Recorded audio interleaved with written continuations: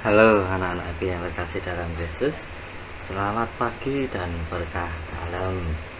Nah, anak-anakku, pada hari ini kita masuk pelajaran 15 yang bertemakan tentang Yesus Kristus, sahabat sejati dan tokoh idola. Sebelum kita masuk pada materi kita hari ini, marilah kita buka dengan doa pembuka. Dalam nama Bapa dan Putra dan Roh Kudus. Amin. Allah Bapa yang Maha Baik, kami bersyukur atas Yesus Kristus Putramu yang telah Kau anugerahkan kepada kami dan menjadi sahabat semua orang. Berkatilah kami agar dengan mengenal lebih dalam akan Putramu, kami pun dapat meneladan sikap dan tindakannya dalam membangun persahabatan dan dalam mengembangkan diri kami. Amin. Dalam nama Bapa dan Putra dan Roh Kudus. Amin. Sulit dibayangkan orang yang hidupnya tanpa sahabat, sebab secara kodrati persahabatan merupakan kebutuhan setiap manusia. Tak ada manusia yang bisa berkembang secara sempurna tanpa peran seorang sahabat. Tapi permasalahannya adalah persahabatan macam apa yang memungkinkan seseorang berkembang. Sebab dalam kenyataannya sering ditemukan pemahaman dan penghayatan yang berbeda antara orang yang satu dengan yang lain. Pemahaman dan penghayatan tentang makna persahabatan akan berpengaruh pada pada sikap dalam persahabatan itu sendiri. Ada remaja yang gampang sekali bersahabat, tetapi gampang pecah pula persahabatan mereka manakala ada perbedaan pendapat dan kepentingan antar mereka. Maka dari itu, marilah kita bersama-sama mendalami makna persahabatan dan sikap dalam membangun persahabatan. Cinta sahabat diceritakan bahwa ada seorang pangeran yang hendak mengunjungi seorang sahabatnya di suatu kota yang sedang bermusuhan dengan kotanya. Sial bagi pangeran itu karena kemudian ia ditangkap dan dituduh sebagai mata-mata. Hukumnya adalah hukuman mati di tiang gantungan. Sebelum ia dihukum mati, ia memohon kepada raja di kota itu supaya ia kembali dulu untuk berpamitan kepada anak istrinya. Tentu saja rasa menolak, siapa mau percaya pada musuh, apalagi mata-mata. Lalu pangeran itu berkata, "Di kota ini saya mempunyai sahabat. Ia adalah seorang bangsawan. Ia akan menjadi jaminan bagiku." Kemudian bangsawan itu dipanggil. Ia begitu berbahagia dapat bertemu kembali dengan sahabatnya. Dan setelah mendengar kasus yang menimpa sahabatnya, ia sangat rela menjadi jaminan bahwa sahabatnya itu. Dengan lantang ia berkata kepada raja, "Saya menjadi jaminan bagi sahabatku, apapun resikonya."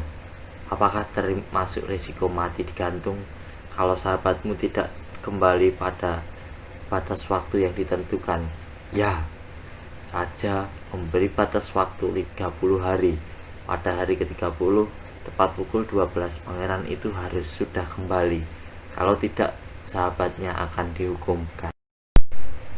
Hari demi hari berlalu. Pangeran itu belum juga kembali. Tetapi pada hari ke-30 menjelang jam 12 siang, bangsawan sang pangeran digiring ke tiang gantungan. Tali gantungan dipasanglah pada lehernya. Tepat pada saat itu terlihat seseorang datang berlari-lari, menyeruak di antara kerumunan massa sambil berteriak, "Aku sudah kembali." Orang itu adalah sang pangeran. Ia menyerbu ke tiang gantungan dan mencoba mengambil tali gantungan untuk dipasang pada lehernya. Namun bangsawan sahabatnya itu mempertahankan tali pada lehernya dan berkata, "Saya sudah siap untuk mati bagimu, sahabat." Keduanya terlibat dalam perebutan tali gantungan itu. Raja dan massa rakyat yang memperhatikan peristiwa itu hanya terbengong-bengong, tidak percaya. Akhirnya raja menyuruh algojonya memutuskan dan membuang tali gantungan itu dan berkata kepada dua sahabat itu, Seumur hidupku, saya belum pernah mendengar dan menyaksikan suatu persahabatan yang penuh cinta, pengorbanan seperti itu. Anda berdua diampuni. Perkenankan saya bergabung dengan Anda berdua sebagai sahabat yang ketiga. Nah, dari sebuah cerita referensi persahabatan kedua, orang tersebut dapat disimpulkan bahwa persahabatan antar dua atau lebih orang bisa terjadi oleh berbagai sebab: kesamaan hobi, kesamaan sifat atau karakter, adanya sikap saling membutuhkan karena merasa cocok dalam pergaulan, dan sebagainya. Persahabatan merupakan proses yang tidak dengan sendirinya dapat terjadi dalam berlangsung sebentar atau lama, bergantung kemampuan masing-masing membangun dan mempertahankannya.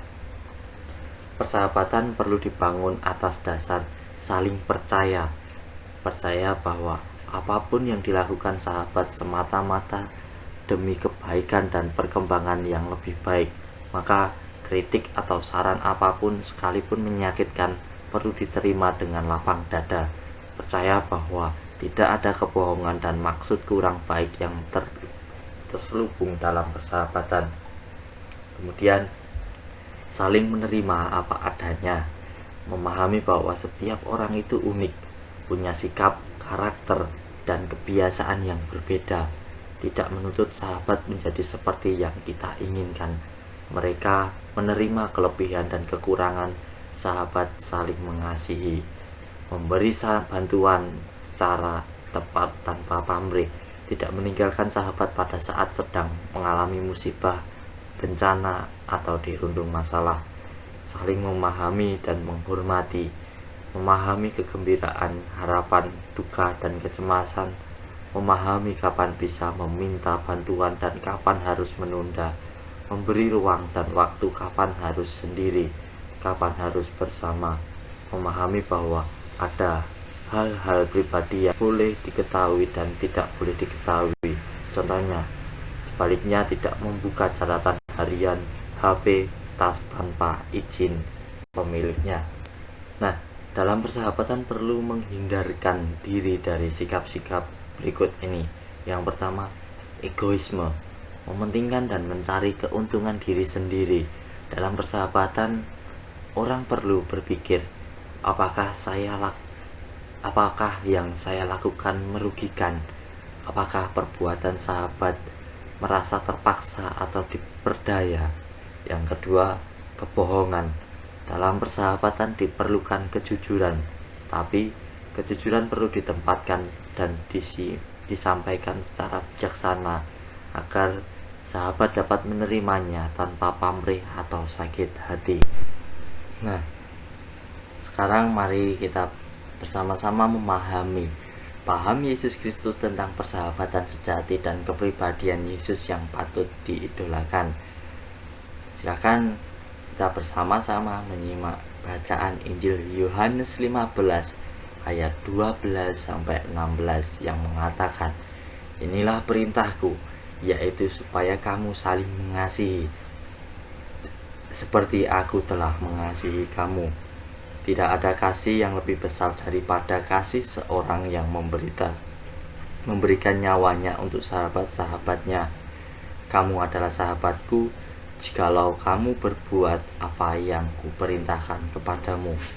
Aku tidak menyebut kamu lagi hamba, sebab hamba tidak tahu apa yang diperbuat oleh tuannya. Tapi aku menyebut kamu sahabat, karena aku telah memberitahukan kepada kamu sebagai segala sesuatu yang telah kudengar dari Bapakku. Bukan kamu yang memilih aku, tetapi akulah yang memilih kamu. Dan aku telah menetapkan kamu, supaya kamu pergi dan menghasilkan buah, dan buahmu itu tetap, supaya apa yang kamu minta kepada Bapa dalam namaku, diberikannya kepadamu." Nah, anak-anakku, dari bacaan Injil dari Yohanes tadi dapat disimpulkan bahwa Yesus menyebut murid-muridnya sahabat. "Kamu adalah sahabatku jikalau kamu berbuat apa yang kuperintahkan kepadamu." Kutipan ini hendak mempertegas bahwa mereka baru benar-benar disebut sahabat bila mana mereka saling mengasihi sebagaimana diperintah Kristus sendiri. Bila Yesus menuntut agar mereka hidup saling mengasihi agar disebut sahabat Dia, Yesus sendiri telah lebih dahulu mengasihi mereka. Yesus mengasihi mereka dengan memberi mereka pengharapan. Melihat tanda mukjizat yang tidak dilihat semua orang, Yesus mendoakan mereka, dan kelak Yesus akan mengasihi mereka secara paripurna dan sehabis-habisnya dengan wafatnya di kayu salib. Kemudian, aku tidak menyebut kamu lagi hamba, sebab hamba tidak tahu apa yang diperbuat oleh Tuhannya, tetapi aku menyebut kamu sahabat, karena aku telah memberitahukan kepada kamu segala sesuatu yang telah kudengar dari Bapakku. Persahabatan Yesus dan para muridnya bukan sekedar persahabatan biasa. Persahabatan tersebut dilandasi oleh perjuangan bersama tentang apa yang telah didengar Yesus dari Bapaknya dan yang telah diberitahukan Yesus kepada para muridnya, yakni perjuangan untuk mewartakan dan mewujudkan kerajaan Allah. Kemudian para murid itu adalah sahabat istimewa, sebab Yesus telah menetapkan atau memilih mereka secara khusus di antara banyak orang yang percaya. Keistimewaan itu mengandung konsekuensi bahwa para murid diharapkan mampu menghasilkan buah-buah persahabatannya dengan Yesus dalam kehidupan mereka sehari-hari. Keistimewaan itu juga diberikan kepada para murid, sehingga apapun yang mereka minta kepada Bapa dalam nama Yesus akan dikabulkan. Persahabatan Yesus adalah persahabatan yang kekal, yang tidak tergoyahkan oleh pengkhianatan sekalipun. Kepada Yudas Iskariot, salah seorang muridnya yang telah mengkhianati dan menjual dirinya, Yesus tetap menyapa dia sahabat. Hai sahabat, untuk itukah engkau datang? Sikap dan tindakan Yesus dalam persahabatan dengan para muridnya sungguh mengagumkan. Maka pantaslah Yesus juga kita jadikan sebagai idola dan model kita dalam memperkembangkan diri dan dalam membangun persahabatan. Dalam kegiatan berikut, kita akan mendalami sikap dan kepribadian Yesus agar kita makin mantap mengidolakan. Nah, selain itu juga Yesus adalah tokoh yang dapat dijadikan panutan bagi kaum remaja. Kepribadiannya, ajarannya, dan tindakannya dapat kita jadikan panutan dalam hidup kita sehari-hari. Contohnya, Yesus menerima semua orang, terutama mereka yang tersingkir. Yesus berani mengkritik sikap para penguasa. Yesus mengutamakan kasih dalam menjalankan aturan agama, dan Yesus adalah pribadi yang beriman. Nah, anak-anakku yang terkasih, hari ini kita bersama-sama sudah belajar memahami Yesus sebagai teladan dalam membangun persahabatan dan kepribadiannya yang unggul untuk kita jadikan idola sekarang. Cobalah lihat dalam pengalamanmu selama ini dalam membangun persahabatan. Sikap-sikap apa saja yang perlu diperbaharui dalam membangun persahabatan. Kemudian sikap-sikap dan teladan Yesus apa saja yang ingin diterapkan dalam hidupmu. Nah, silakan anak-anak kerjakan, kemudian kirim di classroom. Nah, anak-anak yang terkasih, demikianlah pembahasan kita pada hari ini tentang Yesus Kristus, sahabat sejati dan tokoh idola. Semoga kita semua dapat menjalin persahabatan seperti yang telah diajarkan Yesus Kristus, menjadi sahabat yang sejati dan menjadi tokoh idola banyak orang. Nah, anak-anak yang terkasih, sebelum kita menutup kegiatan pembelajaran kita hari ini, mari kita berdoa terlebih dahulu. Dalam nama Bapa dan Putra dan Roh Kudus, amin. Allah Bapa yang maha murah dan maha baik, kami bersyukur kepadamu atas kegiatan pembelajaran hari ini. Ya Bapa, semoga kami dapat menjadi teladanmu, yaitu menjadi sahabat yang sejati dan menjadi tokoh idola bagi banyak orang. Kiranya Engkau selalu membimbing dan mendampingi kami selalu dalam hidup di pesiaran dunia ini. Demi Kristus Tuhan dan pengantara kami. Amin. Dalam nama Bapa dan Putra dan Roh Kudus. Amin. Terima kasih anak-anakku. Berkah dalam.